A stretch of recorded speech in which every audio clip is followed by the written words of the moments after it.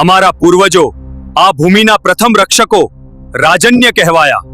રાજનો અંશ, સત્તાના શિખરે હું એ પ્રાચીન તાકાતનો વારસદાર છું. અમે શાસક હતા, લોકપાલક હતા, જેઓ રાજ્ય ચલાવે, જેમનું રક્ષણ ધર્મ હોય.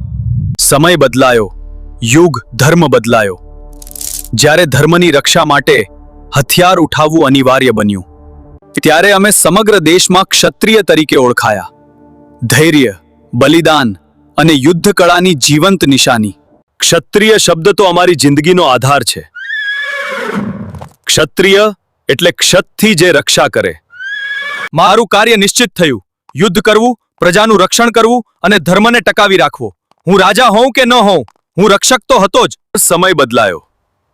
ગૌતમ બુદ્ધ અને મહાવીર સ્વામીના સમયમાં સંસ્કૃત ભાષા થોડી જટિલ બની અને સામાન્ય લોકોની ભાષા પાલી અને પ્રાકૃત બની. આ ભાષાઓમાં ક્ષત્રિય શબ્દનું ઉચ્ચારણ બદલાઈ ગયું અને હું કહેવાયો ખત્તિય. તમે બૌદ્ધ ગ્રંથો વાંચો, ત્યાં ગૌતમ બુદ્ધ પોતે પણ પોતાને ખત્તિય કહેતા હતા. અંતે મધ્યકાળ આવ્યો. વિદેશી આક્રમણો વધ્યા.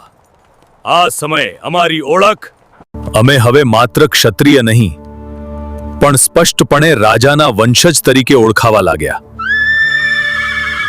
અમે કહેવાયા રાજપુત્ર, અને સમયે આ રાજપુત્રને ટૂંકાવી દીધો અને મને એ નામ આપ્યું જેનાથી આખો ઇતિહાસ ગુંજી ઉઠે છે, રાજપૂત.